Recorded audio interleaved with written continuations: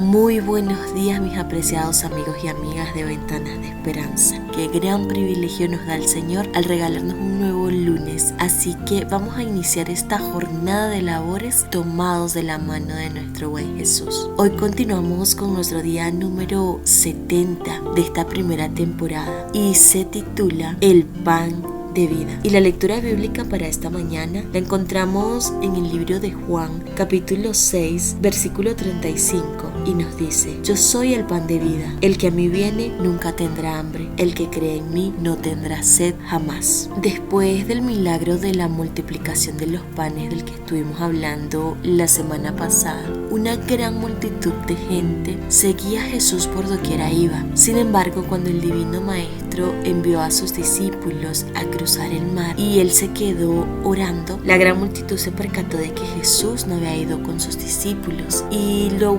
buscaban y buscaban sin cesar, a tal punto de que en una barca se fueron hasta Capernaum para ver qué era del destino de su maestro, y se sorprendieron mucho al encontrarlo allí, porque no lo habían visto embarcarse en ninguna nave. Y cuando llegaron le preguntaron: Rabí, ¿cuándo llegaste acá? Y recordemos que Jesús había cruzado el mar caminando, ¿lo recuerdan? Pero Jesús no respondió directamente a esta pregunta. ¿Por qué? Porque Jesús sabía que tristemente estas personas le buscaban con tanto anhelo, no por bienes eternos y espirituales, sino porque Jesús había hecho grandes milagros en sus vidas, había suplido sus necesidades terrenales, y de cierta forma Jesús sabía que le buscaban por beneficios temporales. Por esta razón les respondió: Os aseguro que me buscáis no porque habéis visto las señales, sino porque comisteis el pan y os saciasteis, como lo indica el versículo 26 del capítulo 6 de Juan. Y siguió diciendo: Trabajad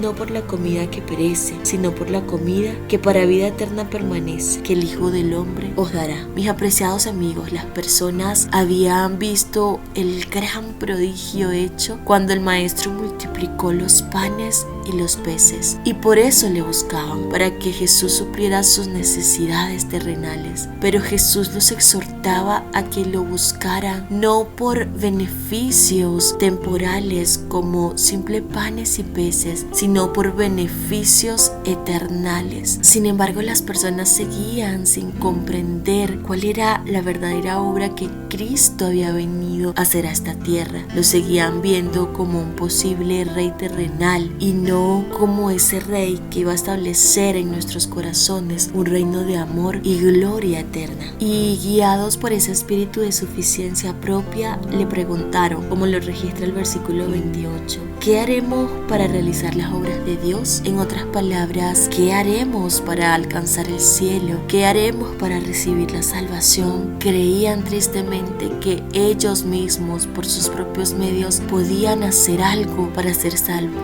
Pero mis apreciados amigos, para que la salvación pudiese estar al alcance de la humanidad, el mismísimo Hijo de Dios tuvo que entregar su vida. Así que el único camino al cielo es el Hijo de Dios, es creer en Él. Por eso Cristo les respondió: esta es la obra de Dios, que creáis en aquel a quien Él envió. Pero la multitud exhorta en su egoísmo, constante en su vanidad y de una manera un poco imprudente, después de haber visto tantas señales y tantos prodigios que Jesús había hecho en favor de los enfermos, de los dolientes, de los afligidos, seguían pidiendo señales. Entonces le dijeron: ¿qué señal haces tú para que veamos y te creamos? ¿Qué obras haces? Y mis apreciados amigos, los judíos adoraban de cierta forma a Moisés porque les había dado el maná del cielo en la peregrinación por el desierto. Entonces le decían a Jesús algo así como que: Moisés nos dio el maná,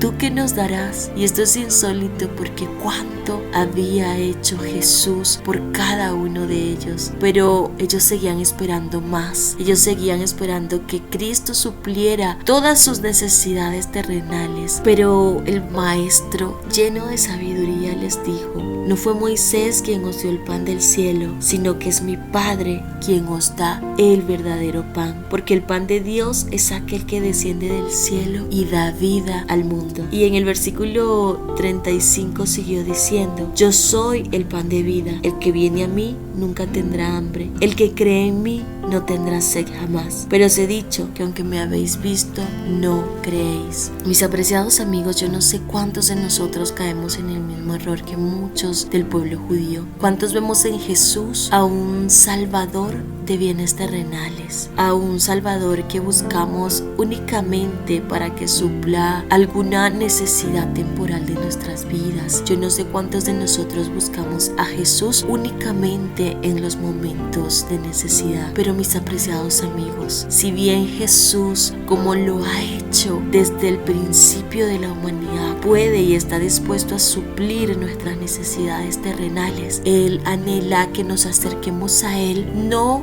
únicamente como el proveedor de bienes, de pan terrenal, sino como el proveedor de la vida eterna, como el pan de vida que entregó su vida para salvarnos. Así que no sigas luchando con tus propias fuerzas, no sigas preguntándote qué obras debes hacer para llegar al cielo. Únicamente cree en Jesús, cree en Él como tu Salvador personal y búscale no solo en los momentos de necesidad, sino que haz de tu comunión con Él lo primero, lo central y lo último de tu día. Búscalo cada mañana, cada tarde, cada noche. Manténlo en tu corazón y Él promete darte la corona de vida eterna. Que Dios te bendiga y nos vemos mañana en una próxima Ventana de Esperanza.